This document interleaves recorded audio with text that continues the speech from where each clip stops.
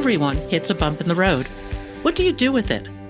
Be inspired as we explore the ways people experience, navigate, and manage the ups and downs and twists and turns in this road trip called life.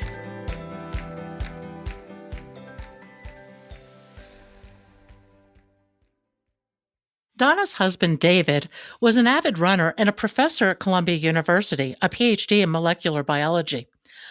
On January 13th, 2005, David was working out, doing chin ups before going into his lab for the day. Suddenly, he couldn't see. So started a devastating saga of traumatic brain injury that would forever change and redirect their lives. Today on Bump in the Road, this is the story of Donna O'Donnell Figurski, David's wife and caregiver. Hi, today I am privileged to welcome Donna O'Donnell Figurski. She is the author of Prisoners Without Bars, A Caregiver's Tale. It's an incredible book. And Donna, give us a little bit of an overview of the book and the story behind it. Well, the story Prisoners Without Bars came about simply because my husband had a brain injury. He had a traumatic brain injury in 2005 out of the blue.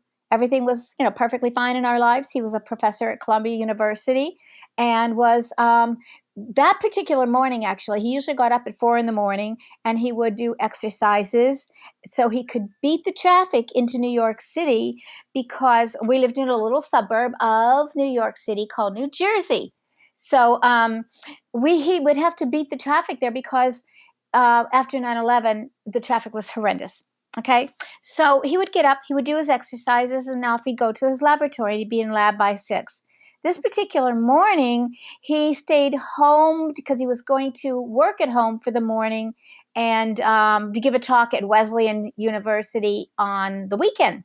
So he was going to lab that afternoon. But anyhow, that morning, the reason I tell that is because it's a really good thing because I think it was a lifesaver for him. That morning, he was doing his exercises. He did 1 extra chin-up. He always did 12. He did 13 that day, and something burst in his head, which was our bump in the road, as you like to call it, Pat. It was a huge bump in the road. I call it another fork in the road, too, because I have a radio show with that it talks about brain injury survivors. But because of that, David ended up in the emergency room that morning and was diagnosed with a subarachnoid hemorrhage. So the doctor met me, said, "Hi, I'm Dr. So-and-so. I've seen your husband's brain on my computer at home. He's in very good health. He'll make a great organ donor." And I went, Oh, that's unbelievable. I know. I mean, that's how I started this journey, was with those words. And here prior to that, I was asking the paramedics if they could drive me home afterwards. That's because I didn't realize the seriousness of this. I knew something was bad, but go to the hospital, take care of it, you come home. Well, not so. So anyway, that was the first surgery. David was given like a 1 in 600 chance of living if we did not do the surgery immediately. If we did do the surgery immediately, he had a 1 in 20 chance of living. Still very slim pickings there. So we did the surgery. He came out. The doctor was shocked that he lived through it. I think the entire hospital was, all the people that I had met, the emergency personnel and the receptionists were really surprised. So anyhow, he did make it through. The doctor came out and he told me that he was, it was a very long surgery. He did okay. He is alive. He said, but he's on a respirator, meaning he's on life support. So he said, if things don't change, he goes, your husband is a professor. And he says, he's not going to want to be a vegetable. And I'm thinking, well, who would, And then he said, if things don't change by morning, I would suggest pulling the plug. And I thought, oh my God, I'm thinking other people have gone through this. And Terry Schiavo, for one, a brain injury survivor, had been on, you're shaking your head because you know, Yeah. because everybody knows that story. She was on life support for years. She was in a vegetative state. It's not the best way to be, but at least I'm saying give him a chance. That's all I wanted. So anyhow, I had David transferred to Columbia University. Well, it was Columbia Presbyterian Hospital. It's changed to New York Presbyterian now. And you had a fight to get that to happen too, didn't you? I did. David had a really good support system because he was a professor there, and because we knew medical people there, other doctors and things. I had a lot of people on my team pushing for it. So yeah, so they pushed for it, but the hospital that he was in, and particularly the doctor, did not want him to go over there at all. In fact, even I think it was the vice president of the hospital called me a couple of times and said, "You're making a big mistake. He could die going over there." What do you think their motivation was? Because I mean, Columbia is a world-renowned medical center. If something's wrong, that's the type of place you want to be. Yeah, that's what I would think too. And I had tried to get David to go there in the beginning, but paramedics will not cross the state line. So I guess that's a jurisdiction type thing that they're just not allowed to. But frankly, in retrospect, I don't think David would have made it that far in early traffic, rush hour traffic and the bumpy ride in an ambulance. I don't think he would have lived to get there, to tell you the truth. So it was probably a good thing that we had to go to the local hospital. I don't know what their motivation was other than, and just to be on the positive side, they were worried that a trip across the bumpy roads into New York City would be dangerous. And believe me, ambulance rides are not limousine rides. They are like red wagons. So little red wagon going down a bumpy road is what you can imagine if you're in an ambulance. So I think, given them the benefit of a doubt, I think it really truly was that they were worried. I don't know. But I knew that he had to get to Columbia where there was going to be state of the art help for him. So we did do that. So when I got to Columbia, though, I found out that he had to have another surgery. He had let's see, what is it called now? An aneurysm. So he had the subarachnoid hemorrhage originally. So the doctor, the surgeon at the first hospital, drained the blood that was bleeding, and then he told me he saw a little nubby thing, but they had him open too long and they couldn't do anything more. Nothing was ever said about another surgery to me over there. He was there from Thursday night till Saturday night. Nothing was ever indicated that we would be doing anything more. So I was shocked when I got to Columbia and found out that he had to have another surgery right away, within a couple of days. So he had his second surgery to get rid of the aneurysm. And then when the doctor came out, the neurosurgeon came out and told me he did well on that, got through that. And then he said, but we have one more surgery to do. So for the third surgery, it was called an AVM, which is an arterial venous malformation. It's a tangle of blood vessels that many people will have during, you're born with it. It's congenital. And, but Hmm. it doesn't bother most people. I mean, doesn't happen real often. But if you have it and it goes off, it's like a time bomb is what they call. Well, knowing what we've already known, we just had to, I had to sign on the dotted line for the third time for this without any indication from David whether this is something he wanted, because he was off in coma. He was off in dreamland somewhere. So he missed out on all this fun. So yeah, but in talking to him later, when he found out about everything, he said I made the right decisions, that he would not have wanted to live knowing that in his head. He would not have wanted to live with that in his head. No, I would agree. This whole story is really one of love and devotion, and it's also one of patient advocacy. I mean, you had to step up to the plate again and again and again to make sure David got the care that ultimately resulted in his having a functional life again. Mm-hmm. I did. And that wasn't normally like me in our marriage. David was the leader. Basically, I mean, I had my input and everything always, and we did things together always and decided on everything. But now here I was put in the driver's seat, making all the big decisions without any input from him. which was really completely foreign to me. So, but you had to do it. I was the one that was there. I was the one that was in charge of David. I had to take care of everything that was going on with him because he couldn't. And so I had to make all the hard decisions. I had to sign on the dotted lines for 3 surgeries to someone's brain. And that was Yeah. only at the beginning of the journey. I Oh, mean, this went on for quite some time. oh, yes. And it's actually still going on 15 some years later, but not to the extent, obviously, as it was in the beginning. No, because I had to make the decision on whether he got a tracheostomy or he got a G peg to feed him in the stomach. So those are more surgeries. They're minor surgeries, but they're still surgeries. But I don't even, think of those so much. But yeah, so everything that was going on, I had to decide upon, so and I still do in a lot of things, but I do get input from him now. Even with a lot of support, that's a terribly isolating place to be. Well, in the beginning, I did have support from family members who flew in from all over the country because I only had 2 cousins living anywhere near me.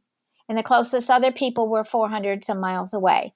And that was closest. And everybody else could have been in California, New Mexico, and we were in New York area. So, of course, when an emergency happens like this, everybody comes in, and they offer their help, and it's wonderful because you need that support.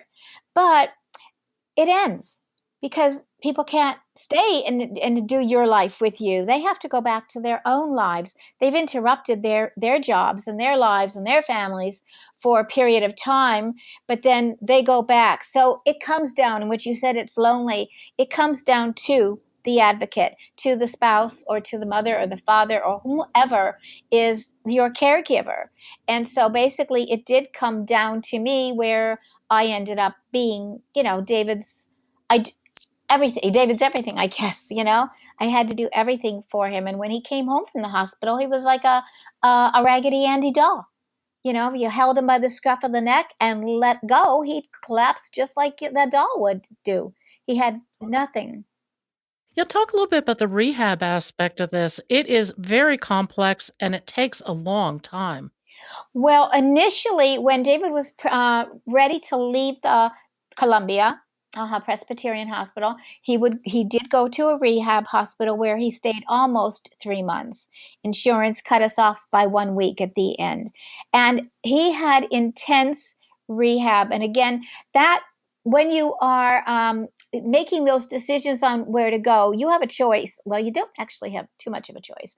You have the doctors, then the hospital has the choice of whether you are a candidate for subacute, which is kind of like your nursing home. You will get about an hour worth of rehab, exercise, therapies there, and it's basically, like I said, a nursing home, assisted living home. It's a kind of a stopover. It's where people end up when they really can't do anything for themselves. Or you have an acute facility, and that one offers you 3 hours of therapies each day, occupational, whatever you need. But David needed occupational, physical, speech, and things. Okay, so those were his 3. I fought for those because I was told I had to get 3 acute facilities and I think 5 subacute facilities. The book has it accurate. I'm using my memory now from it, but and I said I'm not going shopping for subacutes. I said I only want him in an acute facility. He has to get to work on this. He will do it. The man was running 20 miles a week. He was exercising every morning. He had the patience, the persistence to do this, the dedication. So, but he was kind of like limp on his bed right now. But I knew that he needed to do that.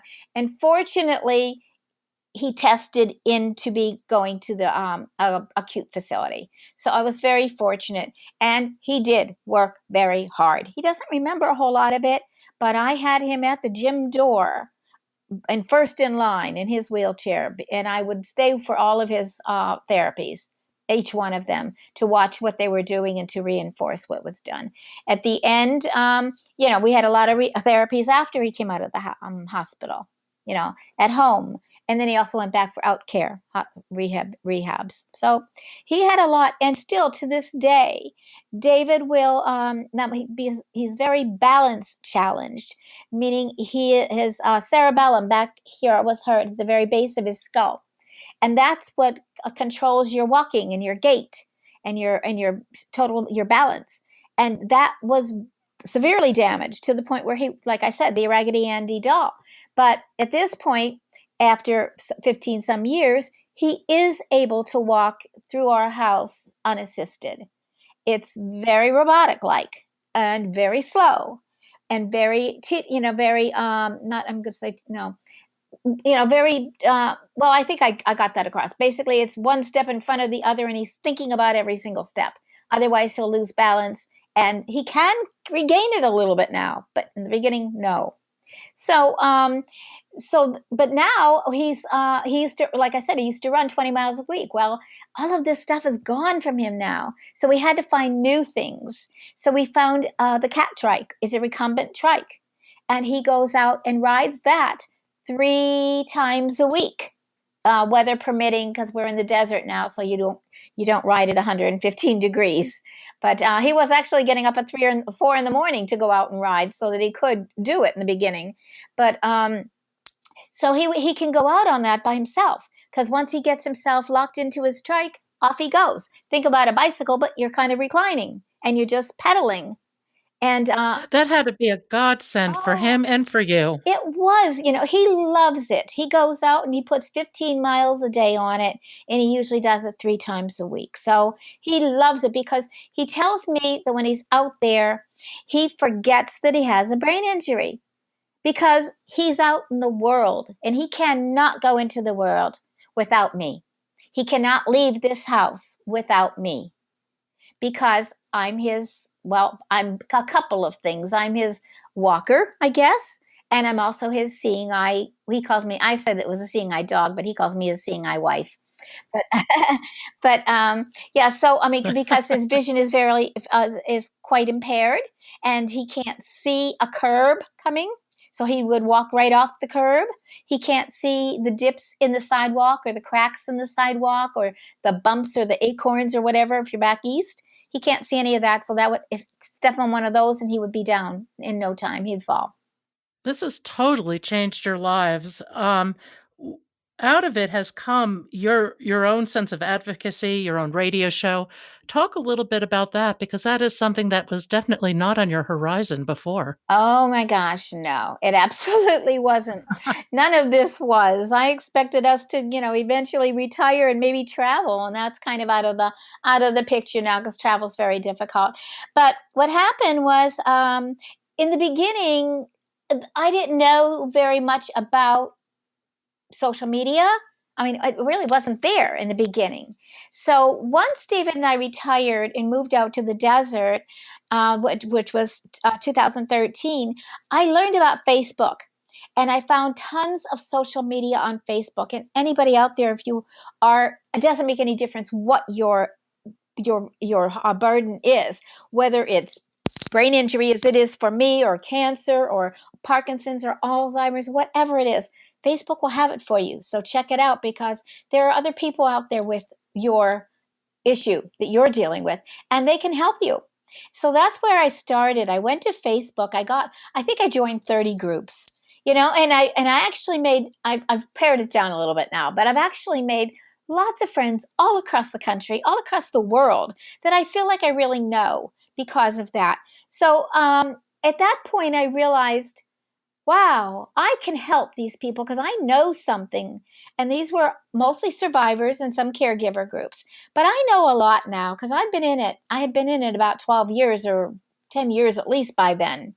So I said, I can help them. And I thought, and I'm a writer. So I decided I'm going to start a blog. I just woke up one morning and I threw this by David and I said, I want to tell survivor stories.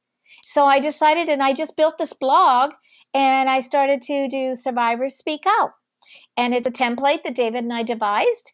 and I just send it to anybody who wants to give their story, and they send it back to me, and it's always in a very rough way. And David's my editor, so I just send it to him. He edits it out to make sure that it's perfectly fine, and then we publish it. We post it on my blog and announce it. Stories are so powerful, Oh, don't you think? that's why I know that so many people, when we talk about how people would like to not, go backwards, go back to your life beforehand. And it's one of the questions. Would you take your life back, or would you continue in the role that you're in now? What would your preference be? Um, and I'm amazed, because I would say, take my life back. Let's go back to the before, where everything's fine, where David took out the trash and I didn't have to do it, that kind of thing. But it's amazing how many people say, I like who I am now. I'd rather be who I am now, even with the brain injury. They say, I'm a better person. I would never have met all the wonderful people that I've met because of this injury. And I truly can say that too. So I'm straddling the fence. If I could go back, I'd go back. Yeah. But you know what? We've made this life as good as we can make it. And I'm fulfilling what I wanted to do right from being in the hospital. I wanted to write a flyer for people. Like, what can you expect with a brain injury? Just so you pick them up, but when you've got the Alzheimer's flyers or the cancer flyers, you just pick them up off the shelf. And I wanted to have one there too. Well, that never happened. It's not to say it won't, but instead, Prisoners Without Bars happened. My book, A Caregiver's Tale. And that wasn't supposed to happen either. I usually wrote for children. I wrote children's manuscripts and stories for kids, and was trying to get that published. So so it's amazing how the bump in the road can take you to another fork in the road, in that, because I'm going down a different trail than I thought I would be going. So that once I got onto the doing the blog and meeting people on Facebook, I had other hosts from the Brain Injury Radio Network, that airs on blogtalkradio.com. And they contacted me and said, we'd like you to be a host. And they didn't know that I could talk this fast, this much. But they asked me to be a host. And I thought, whoa, I've never done anything like that before. I can't do that. And David and I talked it over, and he goes, yeah, try it. And I was shaking in my boots when I first started doing it. And now, what am I, 6 years later and 122 shows, I think. Now it's just like, okay, yeah, I'm prepared. I have to do my homework. Because Yeah. I have to do my homework. If I'm interviewing an author, I read the book, and it looks like I have tons of them over there. Could have shown you, but little notes up on the little Post-its on them. It looks like college books. So I do my homework there. So I've gotten into that. And now that the book is out, I'm doing a lot of podcasts, interviews, so getting the word out that way. And I think it's important for us to get the words out there. So I think that I may have gone off on a little bit of tangent there. Did I answer your question? No tangents at all. I think it's so important to get these stories out, because everybody's story is unique, but there are always common elements. Mm-hmm. And you have to find those common elements, because they help you realize you're not alone. Other people have been here before, Right. and you don't need to totally recreate the wheel. You will recreate the wheel in terms of your own experience, Yes. but you can reach out and shorten that learning curve, and I think that's so important. I watch people go through, say, with cancer or something, an experience, and I watch the same thing happen again and again and again, and they're just running into a brick wall, and it's a definition of insanity. Yes. And I think that through social media, through podcasting, through your places like your book, people can find ways to plug into a community. And I think getting that word out is so important.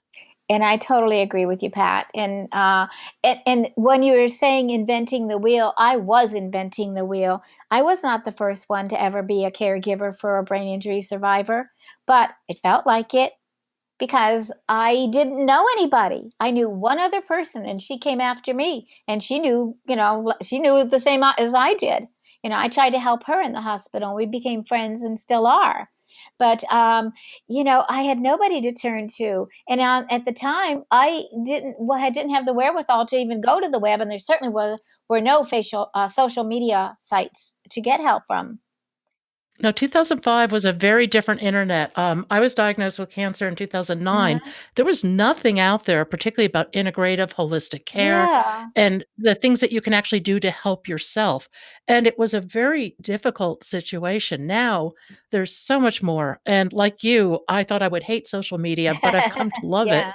because I've met great people from all around the Yes. world. It's just incredible. I know. And you know what I think is really fun is I've seen pictures of the people, but I know their mind. I don't know them personally, but I know their mind. And if I pass somebody on the street, I wouldn't know who they were, but yet I know them personally. There's a girl in Arkansas that I've never met, but I've known her for I don't know how many years, even longer than this. But and it's so weird. You know, It's funny, I was at a bloggers convention, and you run into people and everybody knows each other by their Twitter handles, not their real name, but their Twitter handles, and That's interesting. I didn't it's even know they funny. had blogger conventions, but I guess they would have. They do, That's you cool. should check it out. Yeah, it's very interesting. So yeah, This book was just, so well done, and one of the things I was wondering as I was reading it, it's from your point of view, from the caregiver's point of view, and I think that's so important because caregivers are so often overlooked, in this society, and they carry so much burden for yeah. others. But if David had written this book, what are 3 key things that he would have said from his position? Well, I think I do kind of know some of the things. David tells me from in the beginning he never knew what was happening to him, and he didn't really know what happened to him until I started reading the book to him a year later. Because I didn't start writing the book for a year, so he was like he would be sitting there and go, oh my gosh, that happened to me." So he was in awe of all the things that I had to do. He was just amazed that, like, oh my gosh, I can't believe you had to do that. And here I am, you know, in a coma, basically. Or when he was aware, he says he really wasn't that aware. He knows he was in therapy. He heard voices, but he has no recollection of any images at all. So the other thing he says is, and in the book, he says it in his afterword, he says that I'm his angel. I thought that was kind of cool. I never put myself in that position before, but he is so appreciative of all the things that I did for him because he couldn't do it himself and he didn't even realize it. So I think that's one of the things too. He says too that he wasn't scared because he knew I was there and he knew I would take care of things. Even from the very beginning, when we were squeezing hands, we have a thing in our family where 3 squeezes means I love you. So you don't have to do anything. You could just squeeze the person's arm, squeeze the hand, whatever. I started that with my daughter when she was really, really young. We'd be walking across the parking lot to meet her dad, pick him up from the bus, and we'd squeeze each other's hand 3 times, and it meant I love you. So our whole family does that. So that's what I did immediately when he came out of his first surgery, and he was in NICU, the recovery room. So that kind of thing. So he was able to comprehend something because he did squeeze my hand back, but he was in a coma. That's why I say when people are in a coma, don't write them off. Talk to them and everything because it's very possible that you're going to be able to reach them. So that's what reassured him. Those 3 squeezes, my talking to him, knowing that I was there, he wasn't worried. He knew I would take care of him. So he didn't worry about his care. He says that in his afterword too. So yeah, so those are some of the things. That's an incredible tribute to you. Yeah, I guess that actually is, and it's interesting because I don't think much of it. I mean, I think, okay, I'm his caregiver. Well, of course I'm his caregiver. I'm his wife. I'm his best friend. We've been together since I'm 16. So, yeah, I don't ever think of that. And in fact, when I wrote the book, it was called Prisoner Without Bars. This book was about David. That was it. I wasn't writing this book about me. I wasn't even, yeah, I'm a underlying lying character in the book. Well, when I showed it to an agent who liked it and read the whole thing, she said to me, "This book is not about David. This book is not Prisoner Without Bars. It's Prisoners Without Bars." And I said, "No, no, no, no. You don't understand. It's about David. It's about his experience and everything." She goes, "No, it's not. It's your story. David is the vehicle, but it's your story." And I came home and I told David after this meeting with the agent, I said, and he said, "You're right, Donna. She's right." And the subtitle turned into A Caregiver's Tale. Prior to that, it morphed through a lot of different titles, but then it turned into A Caregiver's Tale because I realized it was my story. It was a story coming from my perspective of what happened, because David couldn't have written that story because he was like in La La Land there. He was up sleeping I always say he's sleeping the sleep of Rip Van Winkle. So he doesn't, he really didn't know what was going on. So anyhow, that's how this came about, and that's, I guess that's how I just naturally thought that I never really thought I was his caregiver. I was just his wife doing, we're just living. That's it. We're just living. Well, I think it's a story of incredible strength. What advice would you give to others facing a bump in the road? 2 or 3 pieces of advice. Wow. I think if you're going through any kind of a thing, I will use brain injury because that's my vehicle. That's how I can relate to it. But don't give up hope. I was told that he wasn't going to live. And I was given very, very little chance that he was going to make it through any of his surgeries. And I wouldn't give up hope. And I kind of like gave him a little thing too, saying like, whispered in his ear, though he was in a coma, "I'll never forgive you if you don't come back to me." So a little guilt goes a long way there too. But so it worked. Obviously, he fought and came back to me. We said before, is it the life we would have chosen? No, it's not, but it is the life we have. Yes. Am I glad to have it? Absolutely. Am I glad that he's with me? Oh my gosh, yes. So that's one thing. Don't give up. Another thing, and I think I say this to caregivers, but I think it's to anybody, actually. It really truly is to anybody who is either a survivor of anything, but take time for yourself. Because in the beginning of this journey, I didn't take time for myself. I was in that hospital 14 to 16 hours a day.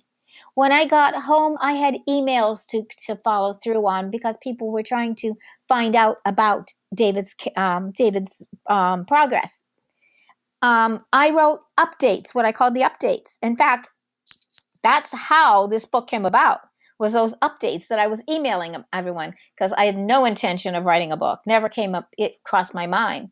About those updates, I thought, my gosh, I've got this day and this day and this day and this. Every single day there's something going out. So I knew exactly what was happening to him the whole time. So that became the fodder for the book. So that was one thing. But so in the beginning, I didn't take care of myself. And when he came home from the hospital, it was like, oh my God, I thought it was losing my mind for a while there. It was just constant, nonstop. I was fortunate enough to get help, but and have some live-in friends of my daughters came over from Germany. And so I was fortunate to have them stay with me so I could return to work. But so one of the things I tell everybody now, whenever I give a talk, is to keep a me time stone with you. And that's what I have right here. It's just a little black polished stone. And it doesn't have to be a polished stone. It can be anything you want. It can be anything tiny that you can just pop in your pocket. And every time you put your hand in your pocket, you feel it and you think, okay, thinking about me. What do I want? Something for me, just take some time, even if it's taking a cup of tea, which I never stopped to do. It was like, if I wasn't taking care of David, I was writing emails to other people. I was contacting doctors. I was getting therapies or something set up. Something was always going on around David. And that's not free. Sooner or later, you have to stop and take care of yourself. Well, they say on the airplane, and it's very good advice. In the case of cabin pressure change, put on your own oxygen mask first, and then help others. And there's a good reason for that, because if you can't breathe, or if you don't have the life sustenance going on for you, you really can't help other people. So you do need to do that. So one thing I didn't do, I highly suggest, even if it's 5 minutes here and there, a cup of tea, a bubble bath, read a chapter, take a walk, whatever it is for you.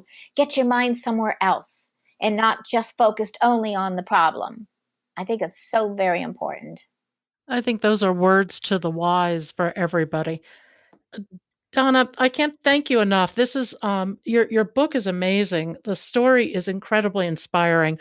I would urge anybody facing a bump in the road to take a look at this story, because you'll find strength and love and care on every single page. It's just terrific. And thank you for being here today. Thank you, Pat. I really enjoyed chatting with you. Take care.